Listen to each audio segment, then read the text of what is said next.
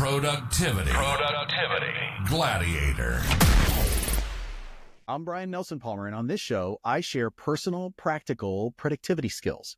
And in this episode, we're talking about ADHD-inspired productivity. Let's do myth busting and what you can learn from this condition. And with me on the show today is Skye Waterson, who's a former academic and the founder of the company Unconventional Organisation, which supports business owners with ADHD. Skye, thanks so much for joining me today. Yeah, it's wonderful to be here. And say a little bit about your background. We're going to talk about ADHD today. So talk about how you're related to that topic. Yeah, so I'm a former academic. That's what I thought I was going to be doing for the rest of my life. When I started my PhD after a couple of burnouts, I decided I needed to figure out what was going on. So I went to my learning center. They did a bunch of tests on me and they said, "We think you have adult ADHD." And I was like, "I think you're mistaken. I think that's only something that you can have when you're a kid." And that took me on the whole journey of, researching it. I'm an academic. I couldn't help myself, writing articles and eventually founding this company. And for those, now we've been using the acronym ADHD. It used to be called ADD, but what does that stand for?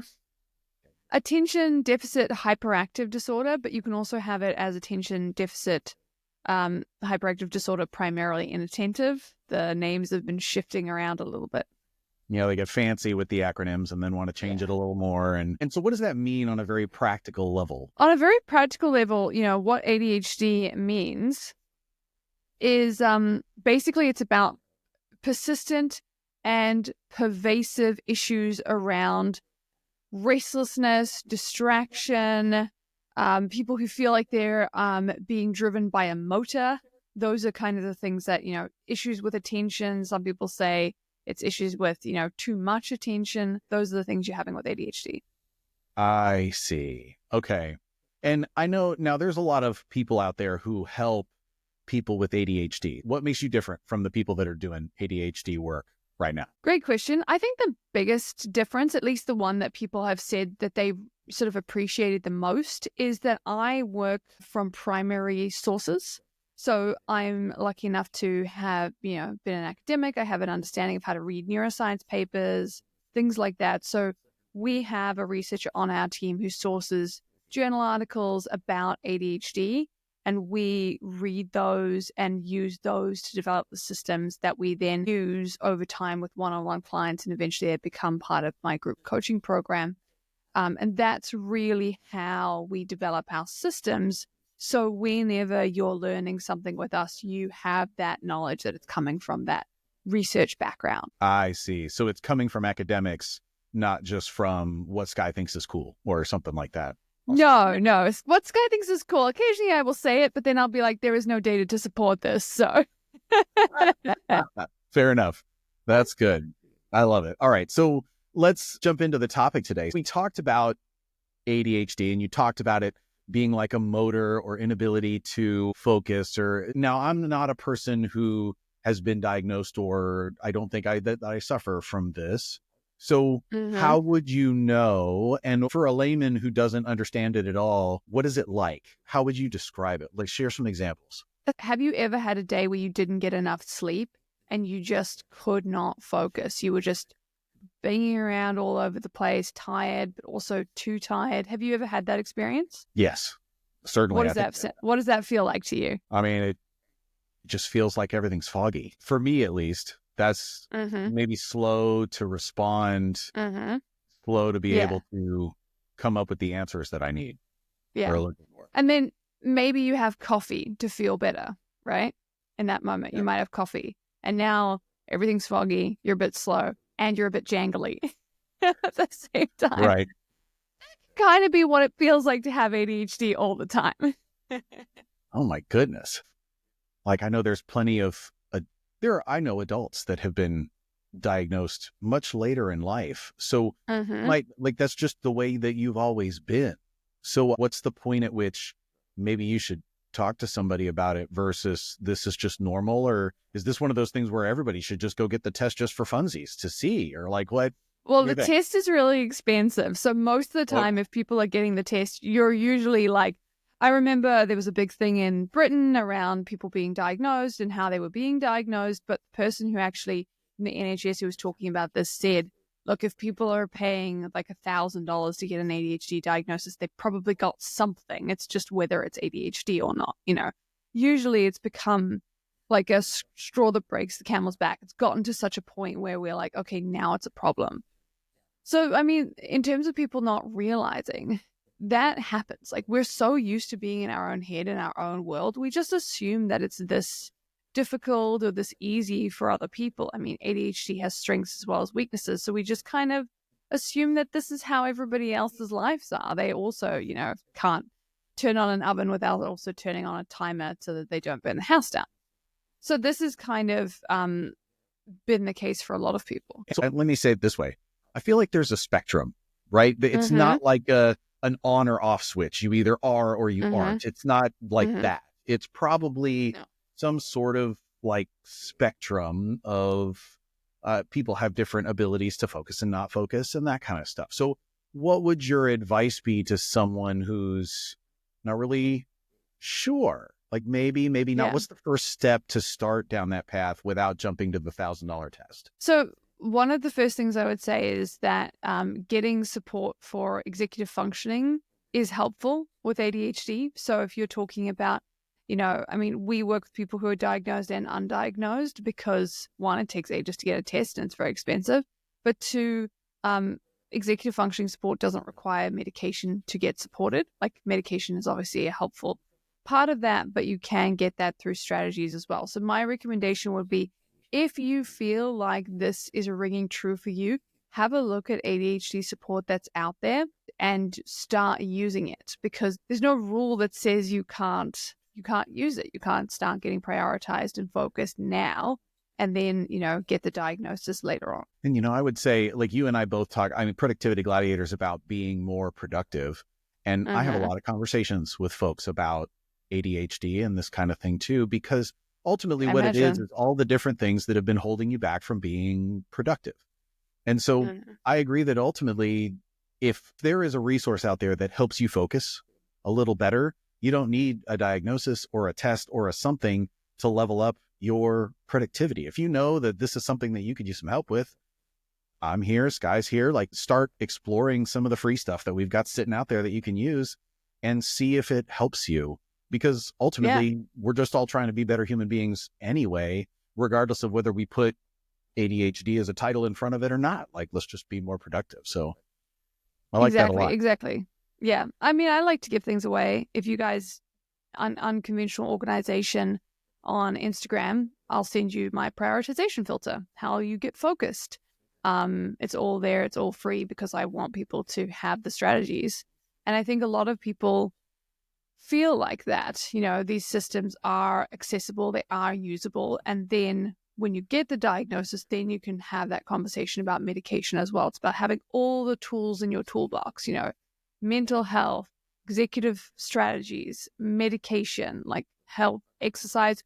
There's research that movement helps your working memory. So, things like that. Now, this episode, we're going to talk about some of the myths and do some myth busting here. But ultimately, I do want to say that this episode is focused on, it's not just the person who potentially has trouble focusing or ADHD or whatever it is. It's also the people that work with them, the managers that oversee them. It's something that everybody should be aware of. And so I'm going to speak to this. I want us to speak to this both from the lens of the person who has it, but also from the people that love them and work with them. I want to look at it from both of those situations as we talk about this. So let's talk about that then. First, what's the biggest misconception that managers or coworkers have about working with someone who has ADHD? Number one, it's probably the boss. Wait, what? Say that again. Because a ton of entrepreneurs and CEOs have ADHD, diagnosed and undiagnosed. Those are primarily the people I work with. So number one, it's probably the boss. Not necessarily, but statistically, you're probably looking at that. And number two, it's probably something you're not spotting. Like if a lot of people have ADHD and it goes unnoticed. Not everybody has the classic ADHD, and the people who have the classic ADHD have more likely been already identified as having ADHD. So there are people in your organization that are struggling with this. They might have ADHD. They might not know it. You might not know it. It's very underdiagnosed, despite what people think. And so this is something that, it's about creating a flexible environment to support executive functioning for everybody, for people with ADHD, but also for Brian when he didn't get enough sleep that day. You know what I mean? For everybody. Right. Yeah. And you keep saying that phrase, executive functioning. What do you mean? So that's a really great question. When you look at the research, which I've done, there is not a 100% definition of executive functioning, which is crazy, but there it is. Because we're still figuring it out. There's like whole books on working memory. But basically what it means is that it's the systems that you might take for granted that allow you to remember that you need to put the washing on when you get back and not necessarily write that down, or to know that there's been 10 minutes and you only have 10 minutes left to go, or actually understand what it means when someone says, hey, could you please plan, what is the timeline on this? When could you get this to me? And have some information for that. There are a lot of people out there for ADHD reasons, but also for, mental health and then also brain trauma reasons who don't have those skills. And that, along with impulsivity, are the primary deficits when it comes to ADHD. And impulsivity, say more on that. What do you mean?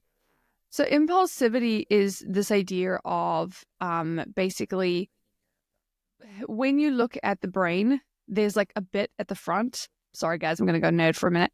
That's got like the prefrontal cortex. Yeah. It's the prefrontal cortex. And so there seems to be a difference in how you're wired when you have ADHD, where everything just is a bit closer. So where someone else might take a beat, we just go for it. Where someone else might say, oh, yeah, but I can't get up right now because I'm in a conference and that would be weird. We're like, get up, or Got it.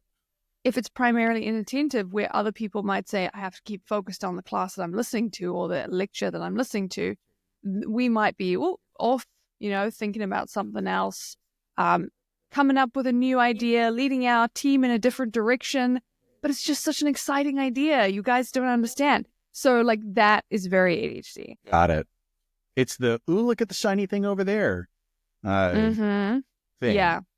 And what's funny about that too, and I totally want to point this out right now, is that our cell phones do this to us all the time. Because of all those notifications and the pop-ups and the thing, it wants our attention. And so the world currently, one of the most valuable things that you can give in the world right now is your focus and your attention, your time. You can give them your time.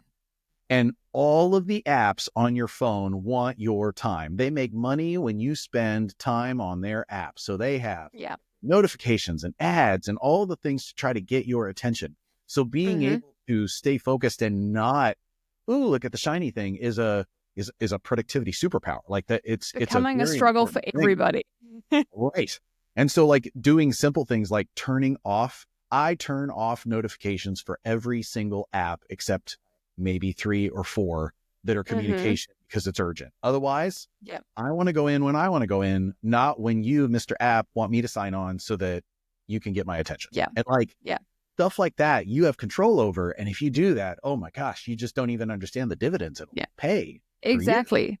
But I will say, Brian, that I do have a disagreement with the idea of the dopamine detox, because we talk about this idea of a dopamine detox. Have you heard of this phrase? Kind of similar to what you're talking about. Dopamine detox, is that basically like don't use your phone or don't look at your phone? Just like don't have a phone.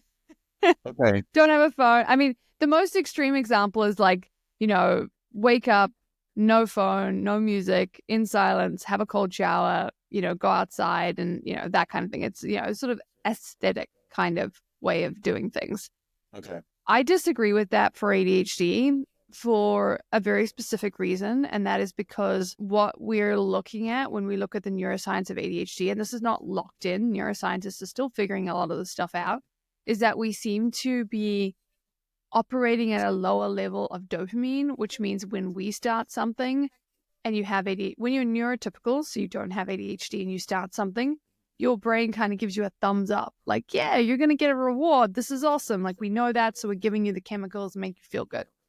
When we have ADHD, there seems to be a bit of a gap there where our brain just looks at us and goes, what the heck are we doing? This sucks. And so when you just remove dopamine in that way, you're actually just putting yourself in a position where you're either going to be very unhappy or you're going to just continually break your own rules and feel bad about it. So I have an alternative that I've developed, which I can share if you'd like. Sure. Well, with an intro like that, now I'm just curious. Like, okay, Yeah. at least a little. I don't know if we want to sidetrack from all the myths, but I mean, you can't toss something out like that and not finish. Come on, what do you got? Yeah, so basically I talk about the dopamine dial. And so what that is it's just the idea of going, okay, let's see where you're at in terms of the distractions that you have right now. And then let's just dial it down rather than turn it off. So it's like dial, not a switch, that concept. So if you're the person who's always getting distracted by your phone notifications, could we turn those off and maybe listen to something instead of watching something? Like kind of like, and then from there, like maybe from there we could say, let's just go to music. Let's just turn it off, like bringing the levels down so that it doesn't feel as horrible. A lot of what I do with ADHD is about reducing that bad feeling of just going from dopamine to no dopamine. I see. I'm drawing a parallel in my head here with the phrase that I use a lot is there's three types of people in the world. There's the people who make it happen, the people who watch it happen, and the people who wonder what happened. And so I feel like specifically for notifications on your phone is the one who is making it happen. You're watching it happen. You're like, oh, here's this. And then here's this. And I want to put you back in the let's make it happen department where you decide. So like, yes, if you want to check your phone, awesome, do it. Or like I have an article that I did that still gets a lot. People just stumble across this article because I guess people must be Googling it or something. But there's an article that I did on how to little tech hacks that you can use to help avoid the never-ending rabbit hole of social media, where we can get rid of, like I use an app that lets you get rid of the news feed so that when you go in there, same. Yeah. Oh my gosh, it's been a game changer because now I go in there and I don't have the never-ending scroll. It's not even on the screen, but I can go in, check the messages, check the notifications. You can respond to them. You can use social media exactly the same way, just without the newsfeed. And so something like that, where you're back in I feel like when you're talking about dopamine dial, and to me, I think of it as getting back in the driver's seat on, okay, this is what I want right now, not what something else has decided I should get my attention. Yeah, exactly. And I agree. Long term, I want the same thing, helping you focus, helping you, do it. I just want to do it in a doable way. So I feel like that's a tagline for a website somewhere, Skye. Do it in a doable way. Let's probably. I love it. All right. So then so myth busting now. What I'm going to do is basically share. I've got things that I've heard people say over time about ADHD. And so then you tell us, is it true or not true? And comment on it. So the first one is medication is the only way to manage ADHD at work. Yeah, that's not true. Not true.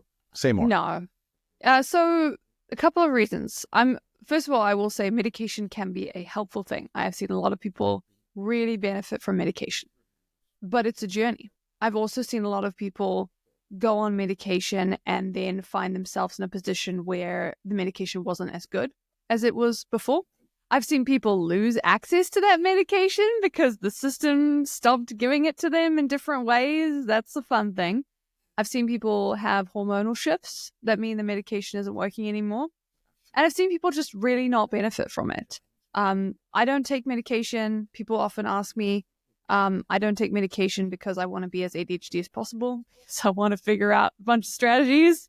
So that's why I'm out here just doing it. Is that true? You do that? Oh, there you go. You're that person out there like, look at me. I got it. Yeah. It's like, the natural version. So, but I think medication is really helpful. So, no, there's tons of other strategies. Some of them for other people work better. They work in tandem. Sometimes you'll have a period of your life where especially we're talking about like perimenopause, things like that. Women talk about that much more now, where medication just won't seem to be working anymore. So having the strategies is useful. You want to have both. And sometimes the government will just take away the medication because they don't have it anymore. So it's always good to have something else. Yeah, government or insurance for that matter. You change insurance and all of a sudden it's not covered and it goes from $40 for a month to like $500 and then that's not going to work. And exactly. Totally. And they all work. They all work and they all work well together. And so when we're talking about that was medication is the only way to manage ADHD. So instead you're talking about some of the other tactics and strategies that you teach or that I teach or like those kind of productivity things that help exercise or movement, things like that as well.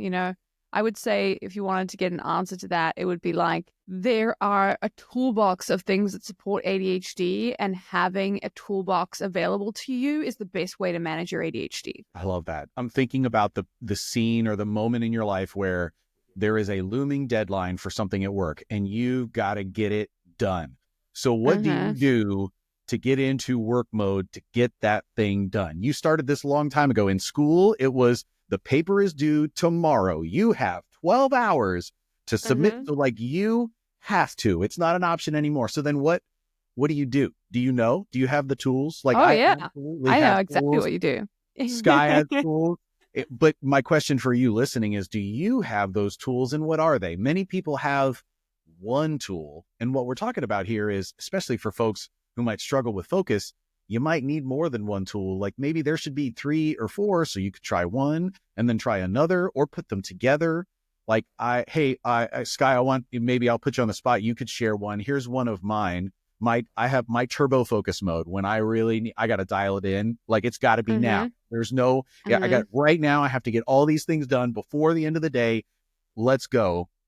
I use focus music, and I'll drop the link to the article I wrote on this in the notes to this episode. But ultimately what it is there's a certain type of music where it changes there's a bunch of studies that were done on the amount of time that you can focus. And it's generally from like 1 to 3 minutes. And then your brain kind of wants a little shift or something.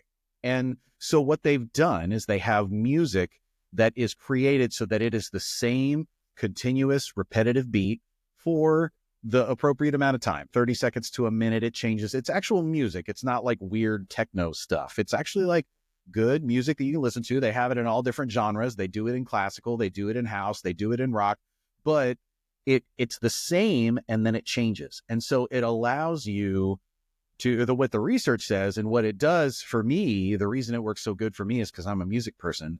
And for me, that little bit of shift every 30 seconds to a minute, the beat changes and then something changes. And it's like a freaking zombie mode. Like I'm so mad that I didn't discover this until I was in my 30s, because I really wish I would have had focus music when I was in school. God, that would have been so helpful. But man, put the focus music in, the headphones, the noise canceling with the AirPods, like I'm dialed in. Oh, it's like I feel like Superman. Like all of a sudden it's just, I'm dialed in. That's it. So that's one of mine. What's one of yours, Skye? So I teach the step into focus routine, and I do everything I teach. So see previous note, not medicated. So one of the things that I do is basically going from a high focus space to a low focus state. So you're kind of like, a high dopamine distraction state to a low dopamine distraction state. So you're kind of up here, you're on your phone, you don't want to do the thing, you're on your couch, I'm going to do it, you're scrolling, you're kind of trying to get yourself there. And then you have the space where you're actually doing the thing. And there's a big gap in the middle of those two things, which is the resistance. People have called it like something's eating their soul. They feel like they have a heavy weight. Like there's a lot of and usually what people do is they will wait until the very, very last minute to, get the motivation to push through that thing. What I teach is essentially adding steps in and doing each of those steps to be like, okay, well, I can do the first step. And then when I'm doing the first step, I can do the second step. And so you get to the part where you're focused without having to do that resistance. And your thing is very much a part of that. So, one of the first things you do is I recommend with ADHD, give yourself a reward for sitting down at your desk to do the thing. Because so often, the research, we're not getting it. Right. Yep. So I want you to imagine this. So this is you now. Do a Yep. scenario. So what does this look like? I'm curious. So you got Okay. steps. What does it look like? You're going to sit down. You got a deadline Yeah. looming. Mm-hmm. Walk us through it. What is that? Yeah. Okay. So what I do is I will grab myself a cup of coffee, decaf these days, probably something nice to eat, and I'll sit down and I'll actually watch a YouTube video first, because I would never get to my desk otherwise. Different people have different things. Some people want to read an article. Sometimes YouTube is too distracting for them, but something that you will finish pretty quickly. Yeah. And then from there, I'll sort of watch it. And then at that point, I'll turn off my notifications and everything that's going to distract me because I'm in a feeling pretty good and feeling pretty generous with myself at that point. And then from there, I'll grab a Post-it note that I have by my desk, and I'll write down exactly what I want to get done during this period of time, like it's a recipe, like someone else is going to do it and I'm going to leave the room. And that will give me what I need to actually understand when I get distracted halfway through, which I will, where I was at and kind of keep in the zone. At that point, YouTube starts to be a bit too distracting, so I will dial it down to like a podcast or maybe straight down to music, depending on how I feel. Music is a great example. And then, from there, I will open the application and I'll just tinker around in it a little bit, write a few headings, write some notes. No pressure to get started just yet. But once I've done that, I'm feeling good. I'm not distracted. I know what I need to do. I've written some things down. At that point, inertia kind of goes the other way and I just get started. And then you get started. Cool. Okay. I like that. It's steps. That's funny. For me, I just jump right in, deep end, headphones in, like, no, force it to make it happen. And I like that is a very different approach, which is, let's step into it. And, it's okay if you've got to do it by the end of the day, taking 5 minutes to ease into it versus like, no, now, like it. Totally. Person listening, how long you procrastinated on that. It might have been days. So 20 minutes is not that big of a deal. Right. True story. The deadline doesn't change either. When you have to have it done by isn't going to end either, either. So yes, that's interesting. Thanks for that, Skye. That's cool. Okay. It's all good. All right. So rewinding, we were talking about myth busting. The first one was that medication is the only way to manage ADHD at work. But here's the next one.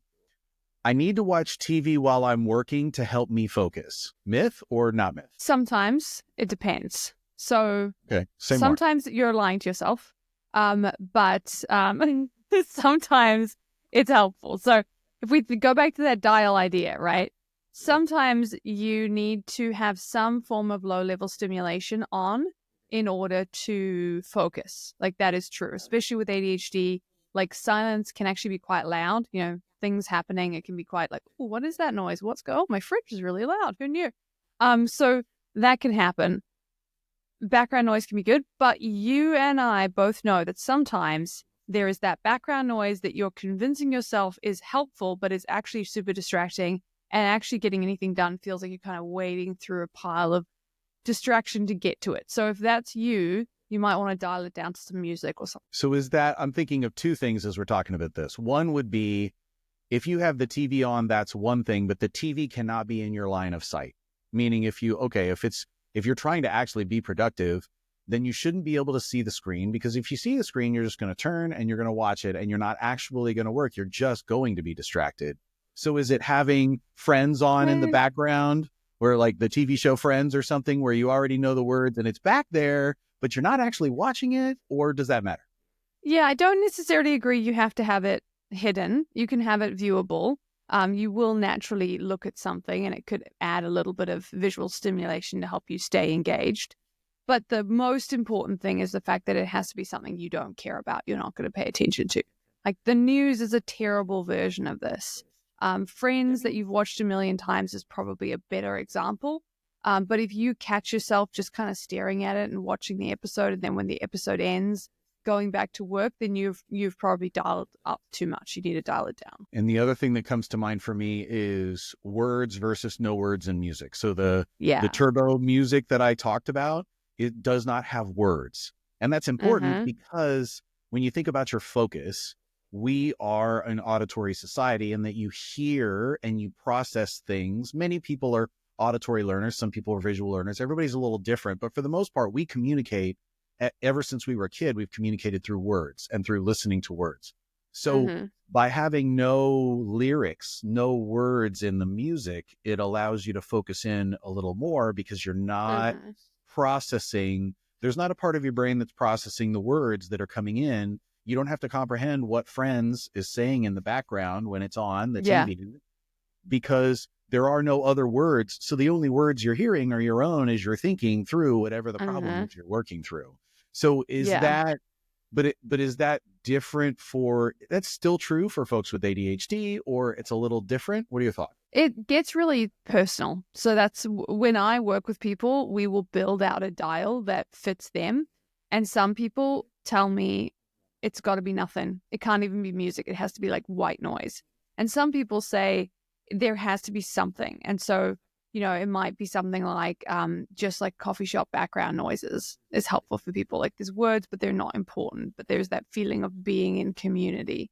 Sometimes that can be the case. So I would say there's no research that indicates one or the other is better that I have found specifically, at least for ADHD people.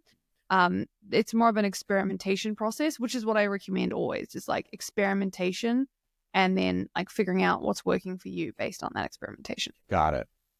Okay. That's really helpful. All right. So now on to the next one then. I heard people say, or somebody I've heard said, people with ADHD can't be detail oriented. Myth or true? Myth sometimes. Okay, So same. one thing is that if you have combined ADHD and autism, that's obviously a different thing. And that can happen a lot. But also people with ADHD can be really detail oriented about their focus of interest. So sometimes, if you've ever seen an ADHD person plan out their day when they're really hyper focused on doing so, they might have put every single thing that's going to happen that day in the calendar. And they can be super detail orientated about it. And sometimes if they've set up a plan and you try and go and change the plan because you have executive functioning ability to do that, they can be super resistant to changing the plan because they're like, no, I have to do it like this in this order, or else I have to rethink the whole thing. This is something I teach people to do, how to build more flexible systems. But if you don't have those, you can get quite focused. But I've never met anyone with ADHD who is detail oriented across everything.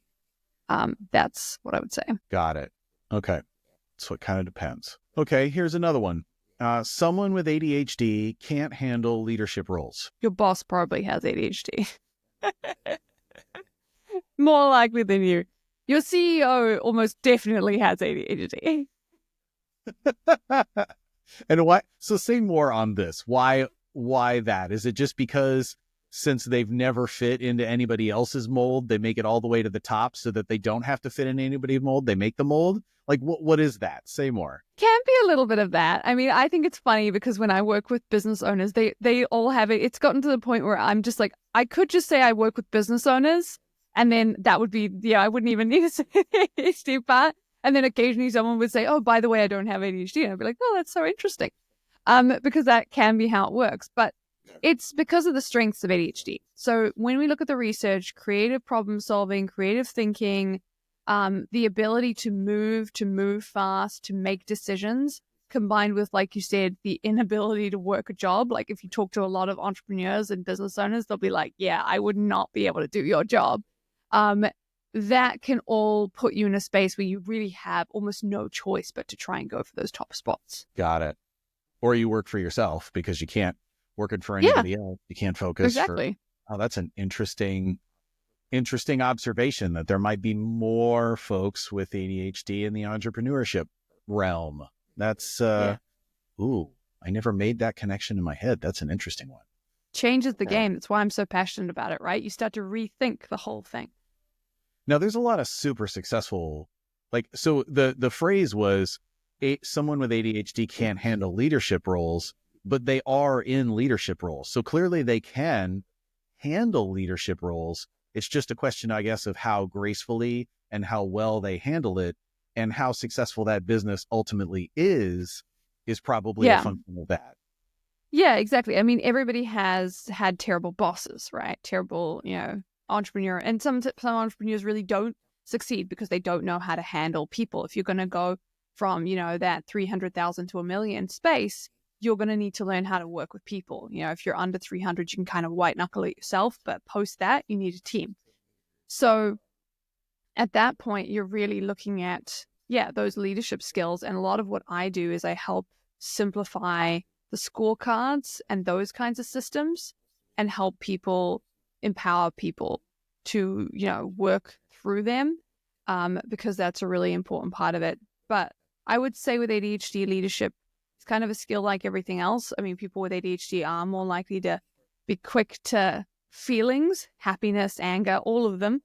And that is a struggle. And you'll probably find that there's a ton of entrepreneurs out there who have a very specific kind of rituals and systems that they've put in place to manage their day. And that's part of the reason. Gosh, that's funny as you think about some of the, this just happened to me the other day. I'm in Florida, and I have in our condo, we had our ducts cleaned, and the person who came in told me that when we were paying the bill, we were settling up at the end.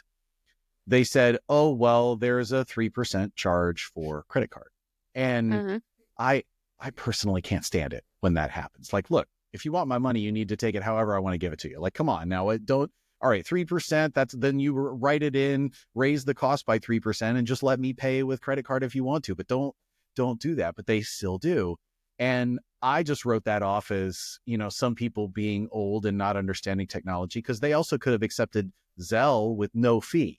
So the whole concept of a credit card being a fee, well, you also could have Zelle, Venmo. There's ways for me to transfer you cash that doesn't cost anything. But what's funny is I just thought I pictured the person in my head that I pictured, oh, this person must be one of those old people who should have retired years ago, but now they just do it the way that they've always done it. And now we're saying this and I'm going, or maybe they have ADHD and the way that they do it is the way that they do it and don't change it, because then I'd have to rethink it and I don't want to. Or maybe they've that's a detail that they haven't, sometimes when we are ADHD entrepreneurs, we really need an EA or a director to help us spot those little details that really annoy the customers. And if you don't have that kind of support, you can miss those things. True. Good deal. Okay. I had one more for you. This is a myth. Or is it a myth or not? Hyperfocus is a superpower of people with ADHD. No. Okay. It's not a superpower if you don't know how to use it. So if you don't know how to use it, and now rewind for people who don't know, we said hyperfocus. Yeah. Talk about context of what is hyperfocus. What do we mean by that with people with ADHD? So hyperfocus is the concept that you will get really locked into something and you will do it for hours. So once you're in, you're kind of locked in. And, especially if it's something that's interesting to you, with ADHD, you can go from not working on something to building an entire website, which I've totally done, in 24 hours, building an entire website and a whole thing, and just starting a business in 24 hours or building out a new product launch. And once you're in, it's almost as if you're working memory and everything is online. You're rushing to do it all before you lose the enthusiasm, basically. Got it. And so the phrase was hyperfocus is a superpower of people with ADHD, and you said no. So now say more on that.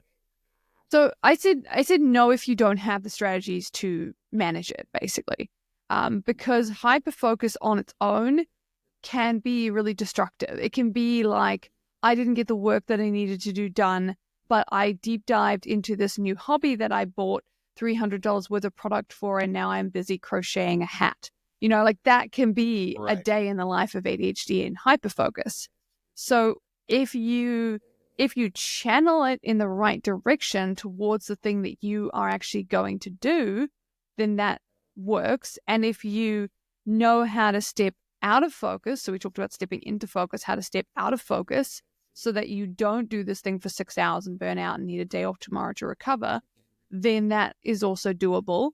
But unless you have those two things, you're just kind of in a world of what's going to take me over next? And I have no idea. Yeah. So is there a way to, you talked about the tools. Is there a way? What's a preview? What do you mean by a tool that will help you control it? Yeah. So the first thing I will say is that hyperfocus really is mostly for things that you're interested in. So if you're like, I'm going to hyperfocus on my really boring job, like that, chances are that's going to be pretty difficult. In that case, you're probably trying to like keep the hyperfocus to the weekends. If you have a job that you're interested in and you'll tend to hyperfocus on parts of it, then the problem becomes the opposite. And that's about how to stop. So the step into focus routine I taught you before, you just do that backwards. So you just go from like working on something to kind of writing notes and tinkering around, like this is what I'm going to do next, like giving yourself that working memory support. Then you like turn on music and on TV and on notifications. You write about what you've done and what you're going to do next. And then you take a break. So you're kind of going up the stairs. Got it. Instead of coming down. Okay. Uh-huh. That makes sense. Now, that was my last one of the myths. So now I'm just curious, in general, what are your what recommendations do you offer someone with ADHD to be more productive? That's a great question. So I work on like a couple of different things. So most people who come to me, they're struggling with overwhelm, stuck, or inconsistent. I don't know where to start. Even if I know where to start, I don't know how to start. And if I do know how to start, I don't know how to do it consistently. So what I teach is I support around, the prioritization filter, which, like I said, you can DM me on Instagram and I'll just give that one to you. How to make really good decisions, how to step into focus, how to actually get started, which is what we talked about, organization, and then ADHD dopamine. And this is a little bit different. I haven't seen this one around, but essentially looking at like what, think about your 5 senses.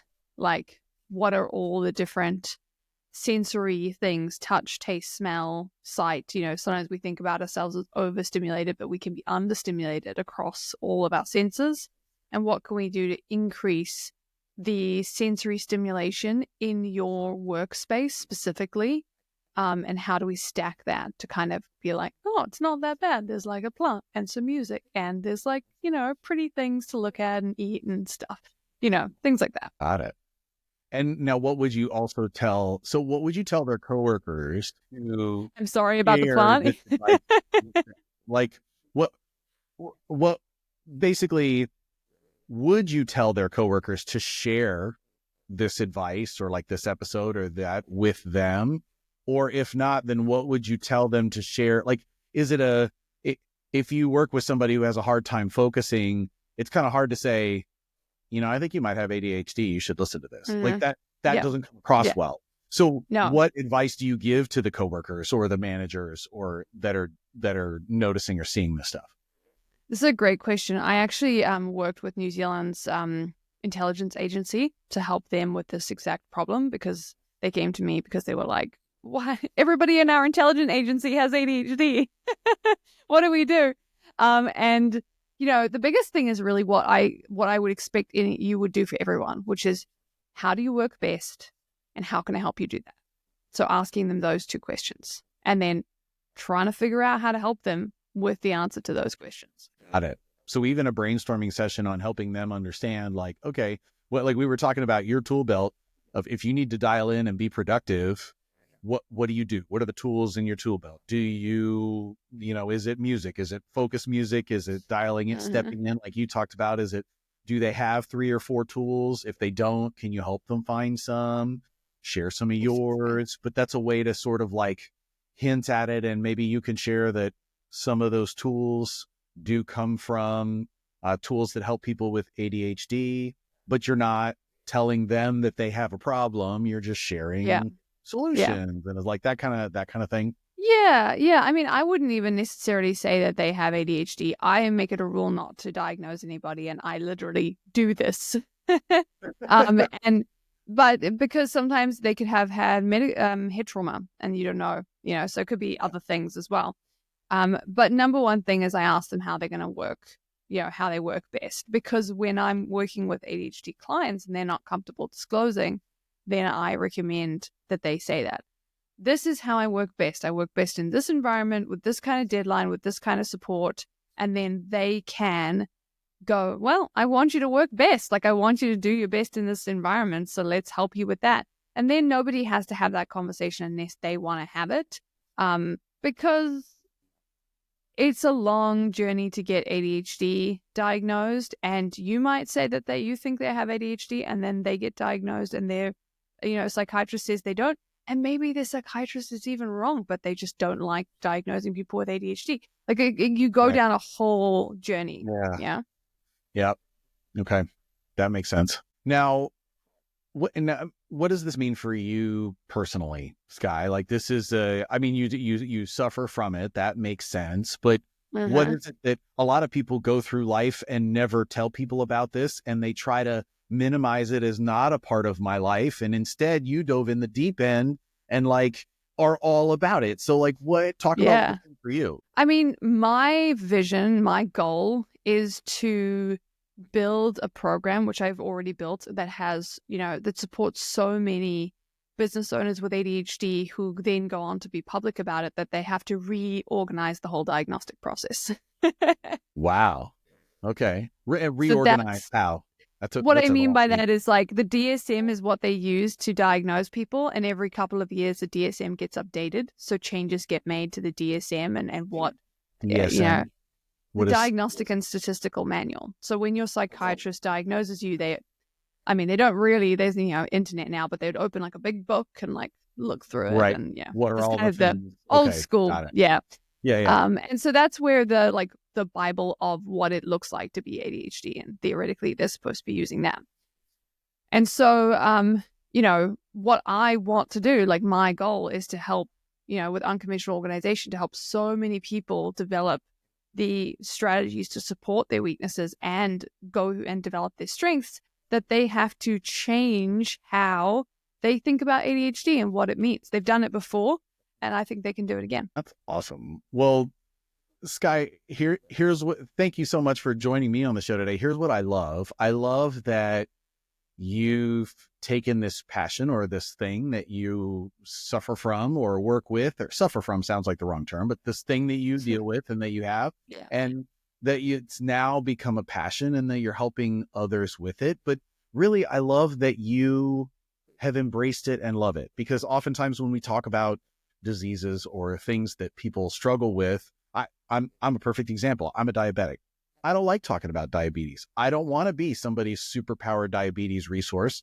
I personally don't like it at all, and I don't want to talk about it. So the fact that not only do you have this thing and that you've embraced it and that it is something that you love and are helping others with, that I think that's such a powerful position to come from. And so I just love that you're doing this. Thanks for sharing some of that with us today. Thanks. I'm happy to. And for folks who want to, now you mentioned that if they message you, if they DM you, direct message you on Instagram, you will send it to them. But what are the best ways for people to keep in touch with you if they want to keep in touch with you later? Yeah. So you can find me, unconventionalorganisation.com. That's my website. So you can find our podcast, the ADHD Skills Lab, where we go through some of this research. We make it fun, I promise. And we also have articles. And if you want to talk to me and ask me, workbooks, etc., best way to do that is through Instagram at Unconventional Organization with an S. And I do have a coaching program. Like I said, I help entrepreneurs with ADHD. I build a focused, balanced growth blueprint for them, and we work through it together. In order to sort of apply for that, you have to reach out to me or fill out a form and we'll see if you're a good fit. Sounds great. And for all that stuff she's talking about, I'm going to go through that website, find those links. And if you check your show notes right now, it'll be linked right there so that you can check out some of these things that Skye's talking about. So, and for you tuning in, for you listening, do you have a friend or colleague who either suffers from ADHD, or somebody that you've laughed about it with or talked about it with, or that shared conversations with ADHD about? Would you share, here's my request, would you share the link to this episode specifically with them? Send them a text, not a message, not an email, but a text to their phone. Because I know that Skye and I would love to know that our conversation today touched people that are facing ADHD, and that the few text messages back and forth, that means so much more than posting on social media. Social media is a bunch of distractions anyway. So if you text them and then you get to chat with them and catch up and like that, somebody who comes to mind that you might not have talked to in a bit, if you'll share this episode with them, I think that it'd be fun for you and it would be wonderful for Skye. So So whether you've jumped in and joined my membership already, or you've taken the first step of just joining my email list, or maybe this is your very first episode listening to Productivity Gladiator, regardless, I love sharing Productivity Gladiator with you because together, these productivity skills are going to change your life. That's a wrap.